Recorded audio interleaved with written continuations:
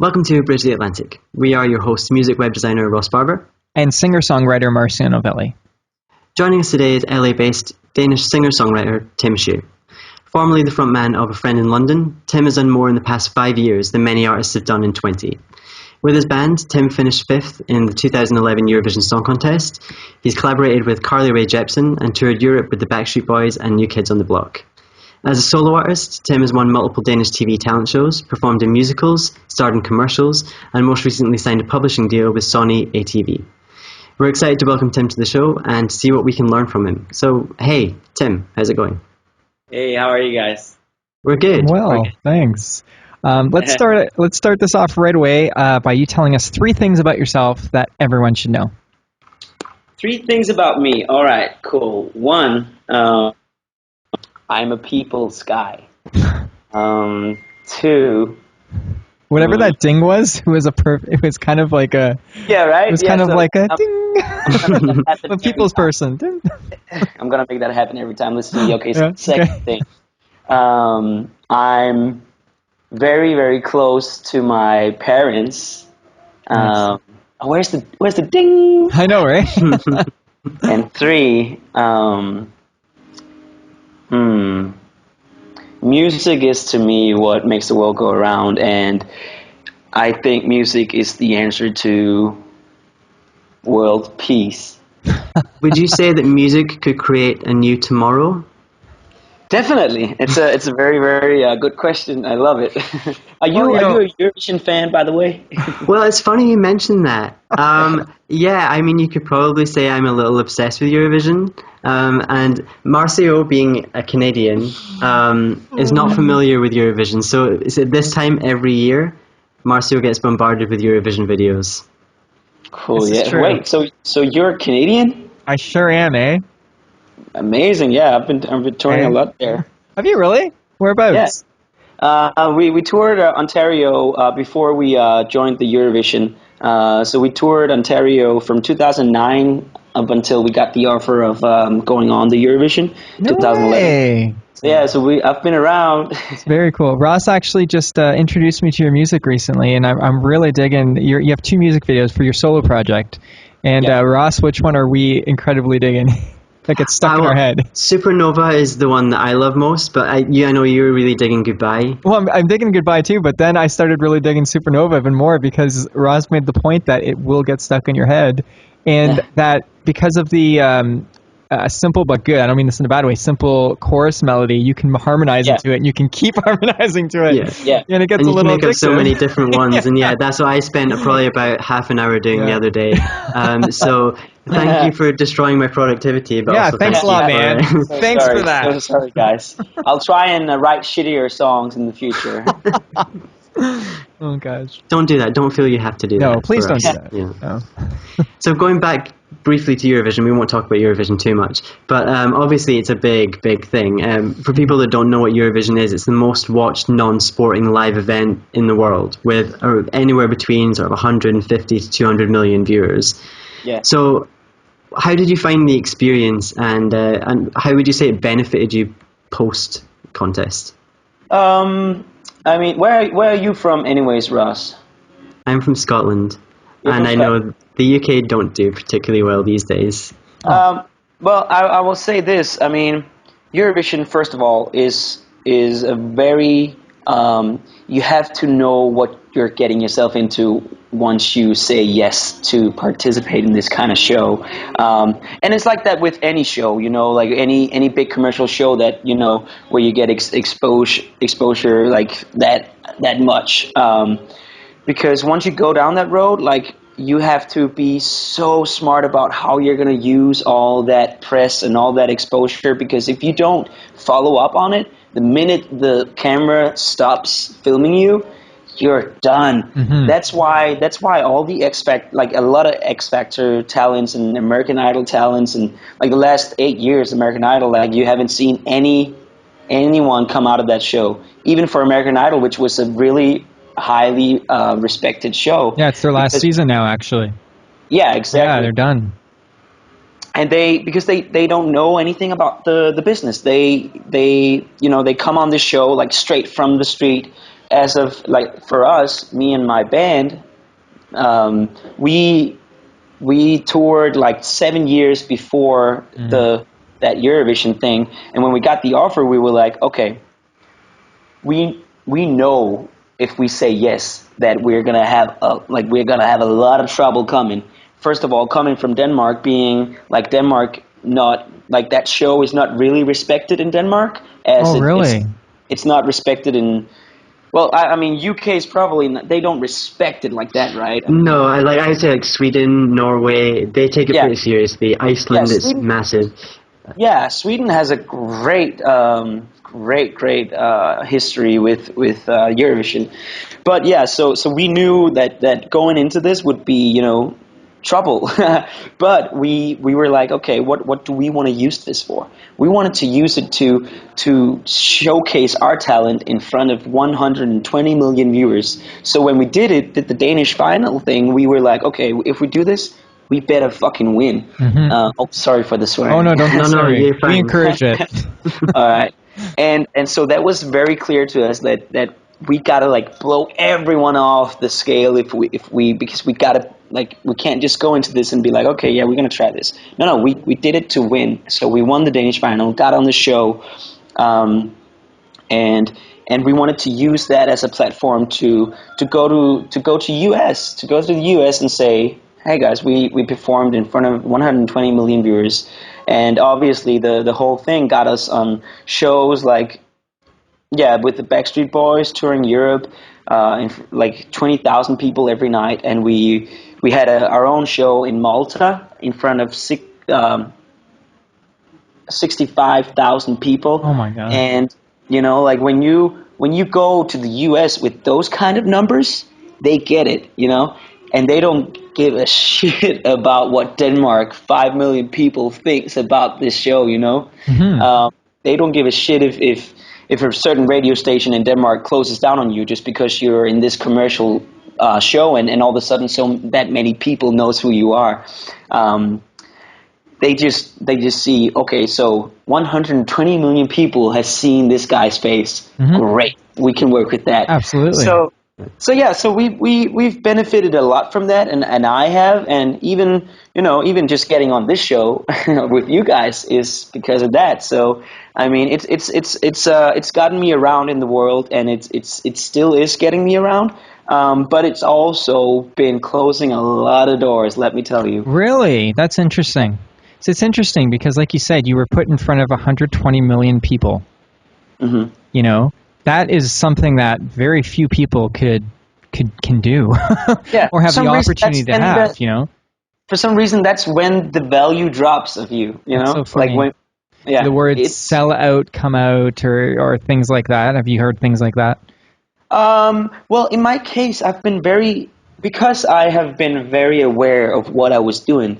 So every interview, everything that that has come across this face and out of this mouth has been very, thought through, so that people could see, okay, this is not a guy who's trying to sell out. This is not some guy who's trying to make one single and this is a guy who's in it for the music and who's he's got his heart with him, and so I've been very lucky to come out on the other side as being still thought of as a respectful artist, even in Denmark, even though they don't respect the show.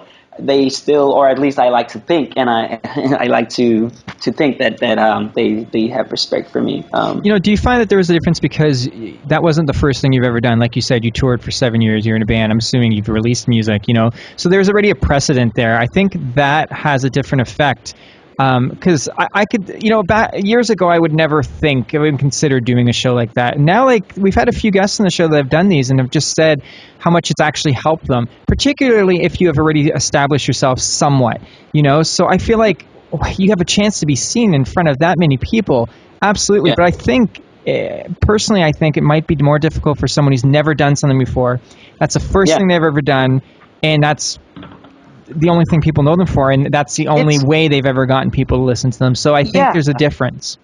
Well, when it's like anything, when going into something you want to do, you gotta educate yourself before doing it. You can't just do it. Like that's the most there's so many, like, talking about like the kids nowadays, like because they see these shows, so they just think, okay, that's it, I get on this that's show. unfortunate. That's why I don't like these shows, Yeah, I've been thinking about a show too, like creating my own show to, like, take these kids and educate them in the show, but apparently that's boring TV. Do you have a little bit of bitterness towards Denmark? I wouldn't say bitterness. I would give them the benefit of the doubt. I think, there's when I talk about Denmark, and I talk about the mentality of a large group of the people there, when it comes to,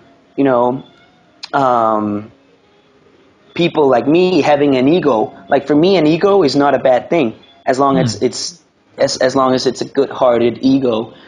There's this thing that elaborate on that a little bit. So what do you mean by that? Well, okay, let me finish the story first, because that's going to make sense for you. Okay. We have this thing in Denmark called, this is a Danish word, but I'll translate it to you. It's called jantelov, and that means, like, this. I came across, I talked to this Chinese guy who told me this story about how it's called the crab mentality.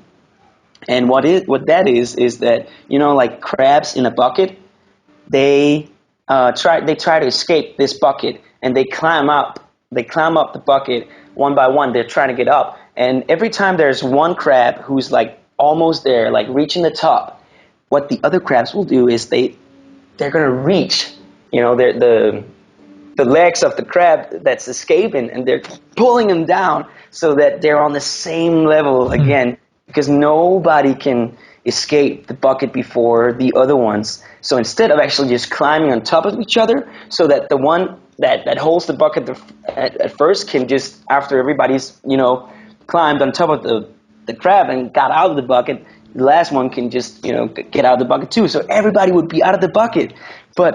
But everyone, they don't see it. So that's the crab mentality. And I think that mentality is all over the world. But the smaller the country gets, the smaller the mind gets, I think, of the people. And it's not that people are doing it on purpose. It's just some sort of human reaction, and it sucks. So how does that relate to the ego that you're saying, having an ego being a good thing? Oh, damn it, I thought you would let me off of that one. Let's look at Kanye West. He has an ego, but he doesn't know how to control that ego. He gets all fucking, like, says that he's Jesus or whatever. He's just pure comedy, man. At this point, he's just a comedian, I think. Yeah. So I mean. So do you mean just would you say basically a high confidence? Or, because that's good. I think there's a fine line between high confidence and an ego, and I think you need confidence to be able to keep treading in this industry, exactly. And you have to think, not think highly of yourself so much, but, believe in yourself. Yeah, exactly. And even for me, it's about the high confidence. It's about being able to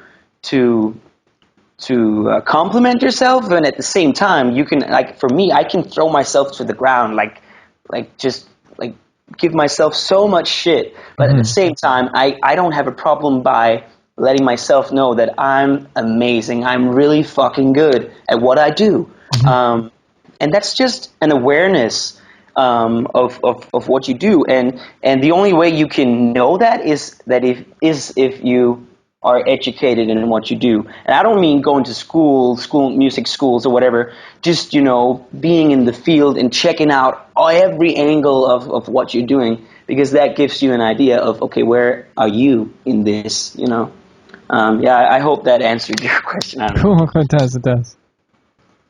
Cool. So you've toured and you've collaborated with some pretty big names. We mentioned some of them: Backstreet Boys, New Kids on the Block, Carly Rae Jepsen. What would you say that you've learned from them? What have I learned from them? Definitely from the Backstreet Boys and the New Kids on the Block. I've learned that you never get old if you do music. Rock and roll keeps you young. More pop and roll. Man, let me tell you, like that was insane. Being on tour with those guys, seeing them perform on stage, and I'm not gonna lie, I was a big Backstreet Boys fan when I was a kid. That's what I grew up doing. Yeah. I don't even know how I came to be in the Friend in London, the band, and like doing indie music like Radiohead and Coldplay, because I grew up with Backstreet Boys, and and seeing those guys, like what are they, like 40. They must be, yeah. Yeah, they must be, yeah. Dude, they've got wives and kids, and they're running around the stage like they're still fucking 16, 18 years old. It's insane. Yeah. Awesome. And I beat AJ. He's not going to tell you, though. He's going to lie about this. I beat him in ping pong all day. All day. Nice. And we've got to congratulate you because you recently signed to Sony ATV. So yeah, congratulations. What made you choose them, and what kind of plans have you got? What made me choose them? Actually, so I've been coming back and forth in LA the last 3-4 years, trying to develop my own sound as a solo artist coming out of the band. I saw myself last year coming home from LA having like 30, 40 almost ready, fully produced songs. Still, some would call them demos, but in these days, like a demo is really, really good. Oh, yeah. Because it's, So I found myself with these 40 songs, and I was like, maybe it's about time that I, play this to somebody. And I kind of like lost the idea of being signed in Denmark to a label because my sound has never really, been that. It's an American sound. It is. It is. Right? 100%. Yeah. Good. Good. Yeah, I totally think so. Yeah. So I and not just an American sound, it's an American top 40 mainstream sound, which works well for you. So. Well, that's the top 40. I'll take that. Yeah. So I just picked up the phone and I called Iceberg Publishing, and they're also Iceberg Records. They're a Danish label that I 5 years ago or something came across, and I called him, and Manfred is the guy who's running it, and I just had to talk to him, and I felt that it was a good vibe. I sent him over the songs. He liked it a lot, and he immediately said that he would like for me to get a publishing deal with Sony ATV in Germany. And I was like, okay, I've had a lot of bullshit down this road. People saying a lot of stuff that's never gonna happen. And again, they don't do it intentionally. It's just they mean well. But yeah, they mean well, suckers. So he was like, so I was like, okay, sure. And within a month or so, he was in touch with those guys, and they liked what I had, like all those 40 songs, and they're like, sure, let's do this. And the most important thing to me was that they saw me and see me as an artist, and not only as a songwriter. Because what sometimes will happen is that you can get caught into this kind of like songwriting world where they just put you in these rooms with established artists. They may have you writing for the Hertz or Beyonce or whatever, and you lose sight of yourself as an artist if there's nobody there to push you. But they see me as an artist further and foremost, so that's really good. So I feel I've found home, and now even me becoming a part of the Sony ATV family gives me the advantage of when I'm in LA. I'm obviously working with the LA office, and it's been going really, really well. Writing songs for some established artists over here too, while they are having me pushing for my own solo EP, which I'm creating and putting together right now. Which is why I'm super busy, and it's good. It's great. It feels really good, and these are the days. Awesome. One thing I've noticed that you do with your StageIt shows is you also invite other artists to come and perform with you, and I don't think I've ever seen anyone else do that before. And I think it's really cool. So what made you take that approach? I'm going to take you guys right back to the beginning of this interview. The 3 things you must know about me. The first thing I said was I'm a people's guy. So for me, it's all about sharing moments, and like if as for my fans that I call friends, if it weren't for them, I wouldn't be experiencing there wouldn't be any moments. So I'm sometimes I'm putting on people on the show because if I think they have great talent, I'm like, oh, let's showcase this to someone at least, you know. I love that. That's awesome, dude. We need more people like you doing that. Seriously, Yeah. sharing the love, you know. Thanks. Cool, thanks. Yeah, and again to go away from that crab mentality. I don't want to be that crab in that bucket. I want to be that guy who grabs onto it and goes, "Come on, guys, jump on me, get out That's of that right. bucket." There's room for everyone. That's the thing. You know, Ross and I always talk about this. It shouldn't be a competition. There's room for everyone. You know, if I love like 10 different artists, it's not a competition of which album I should get. I'm going to get all 10 albums because I like all 10 artists. There's no competition. Yeah, exactly. You know? Yeah. And too many people have that competition mentality, and I think it actually holds them back just as much as it's holding other people back. It's all karma, man. Yeah, I mean, exactly. I'm not trying to get spiritual on you or anything, but it's all karma. Yeah. Like if I decide to, I mean, if I see a talent and I'm like, okay, I'm gonna give my all to this talent and just support him and back him in whatever he does, put my own stuff on the side for a while. I'm gonna do that because and that's all gonna come back to me in some way. It's I love that. I love it.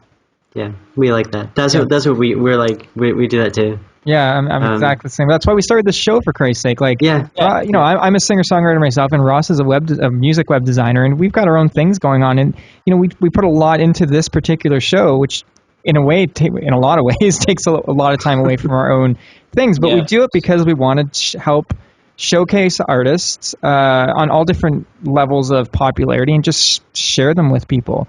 That's what it's about, you know? So we are totally on the same page, brother. Totally. Perfect, yeah. Yeah, and I feel even for me being in LA, I feel people here, I mean, you can talk about all the bullshitters and you can talk about all the, but it's very easy to stay grounded because there's so many people who's not grounded in LA. So it's very easy to see how not to act. But I find myself after like 3-4 years in LA, I find myself being surrounded by people that I can actually call my friends and I can actually count on having my back. And I've been having trouble finding that here.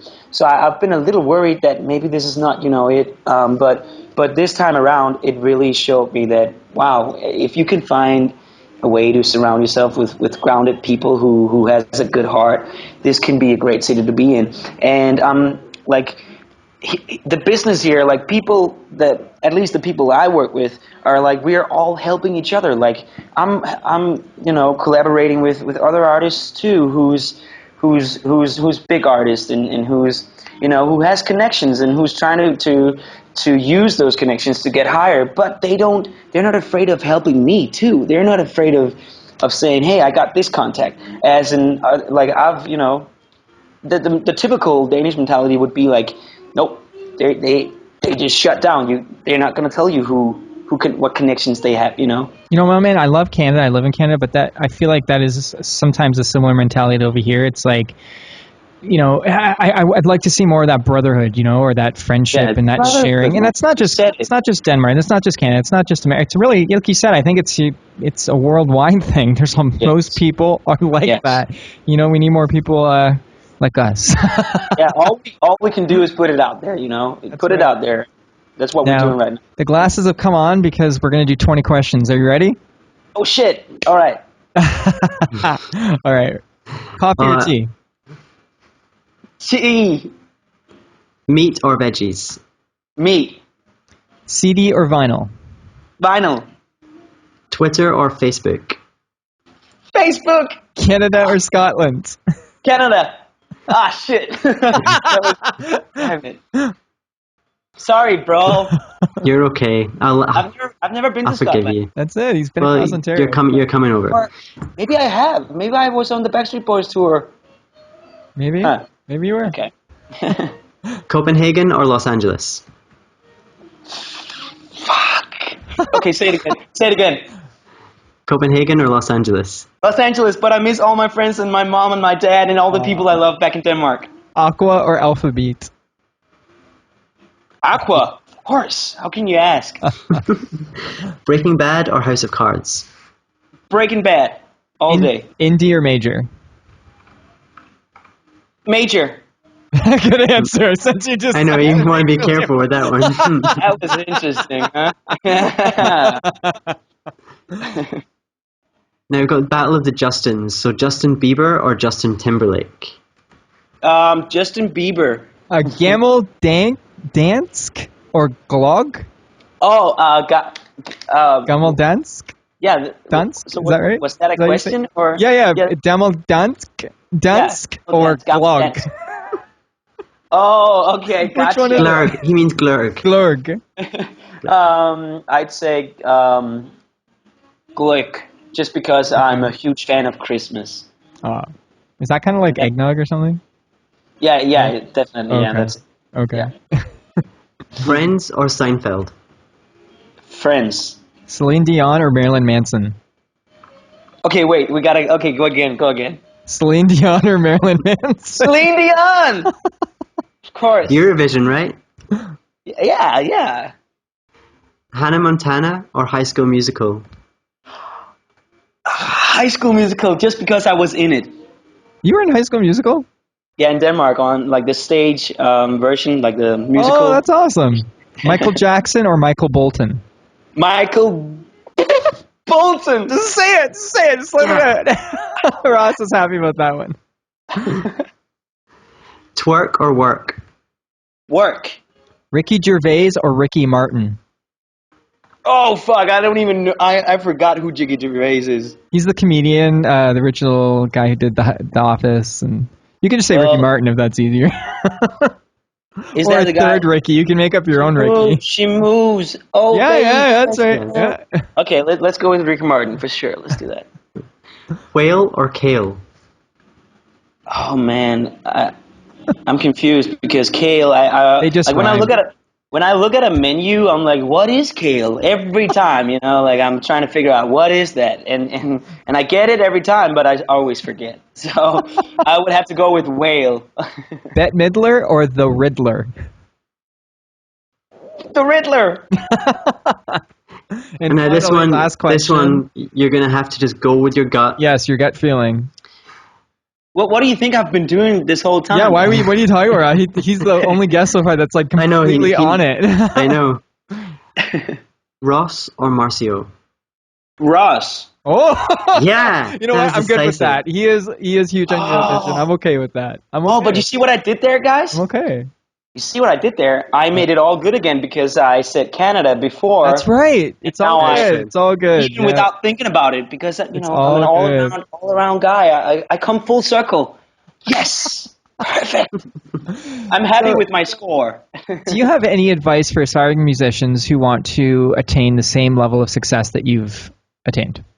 Yeah, definitely. And thank you for saying that you think I've maintained success, achieved success. For me, it's still, it never gets old, and it's all about not getting lost in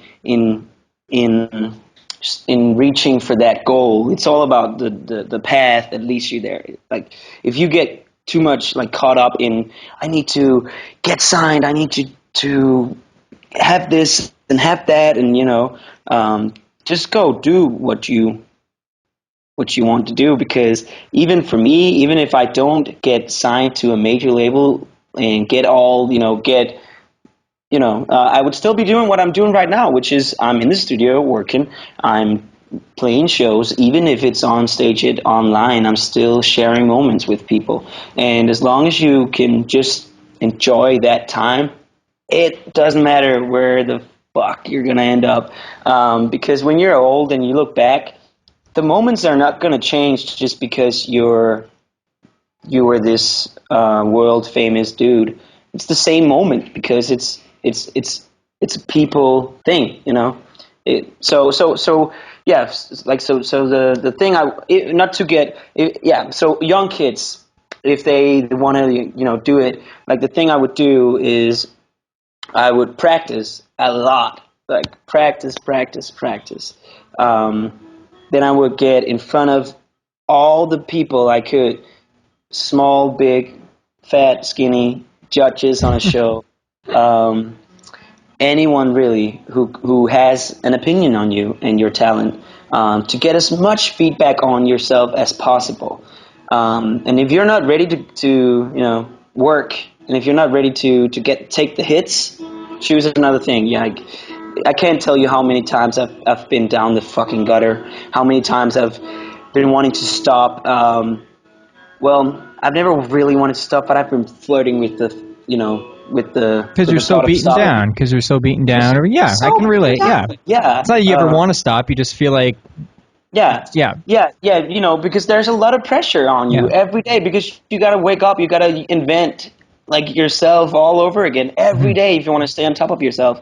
So get in front of as many people as you can. Like for me, I just from the day I grabbed the guitar at the age of 16, I just sat down like 5 hours in a room every day, putting my fingers where I thought it sounded good, and then I started looking up these like local competitions and to showcase my talent, and I started winning all like some local stuff, and it got bigger, and I started winning regional stuff, and I started winning national stuff, and then I ended up being this dude on the Eurovision, and then I went on tour with Backstreet Boys, and then it's just to say that as long as you don't get too caught up in I want to get there, just like take it one step at a time, and it will all come together. It will all come full circle. I love it.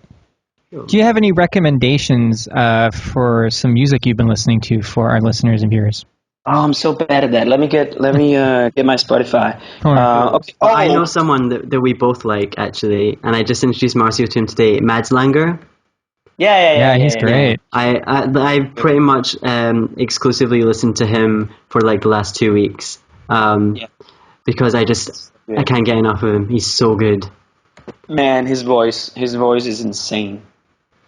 But I will say a thing that's a Danish guy who's called Tim Schou. I know that doesn't sound Danish. Sounds a Scottish name. Yeah, it does. Or Irish. And he's got Scottish roots, which is a good reason for you to check him out, Ross. They're called his project is called The Midnight, and they're actually based out of LA here. So go to Spotify, check The Midnight out. It is so good. It's so 80s. And they're obsessed with the 80s. So check that out for sure. The 1975, do you know them? Oh yeah. Yeah, I like that too. Awesome. And all by John Mayer. All John stuff, of course. And where can people find you online? There's this thing, I just got onto it, I think. It's like, I think it's spelled Google. I mean, I think it's some sort of... you're a smart ass. I got it. All right. Type whatever you want to type. Like smart ass. Well, more specifically, they can go to timschou.dk. That's timschou.dk. You're obviously on Twitter as Tim Schou Online. Yeah. And all my stuff Instagram, it's Tim Schou Online. Obvious. That's awesome that you have it all consistent. That's beautiful. Facebook, Instagram, and everything. Yeah. And if you want to hear my music and what I'm up to creatively, you can go to marcionovelli.com. I'm also on Twitter, Instagram, Facebook. It's all just Marcio Novelli.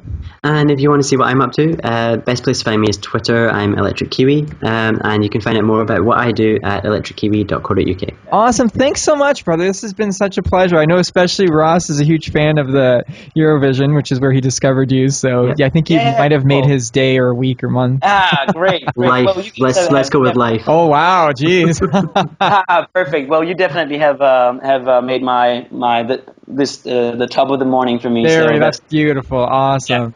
Hey, please come back on. We'd love to have you back on in the future. And the best of luck with everything, man. Much love to you, and keep sharing the love. Thank you so much, and right back at you. Thanks for watching Bridge the Atlantic. If you like what you saw, make sure to like, favorite, and most importantly, subscribe so that you don't miss each week's episode. Click on the videos above us if you'd like to see more, and please feel free to leave us a comment letting us know what you think of the show. Follow us on Twitter, Instagram, and Facebook, and subscribe to us on iTunes so that you can listen to us on the go. Thanks again for being awesome, and we'll see you on next week's episode.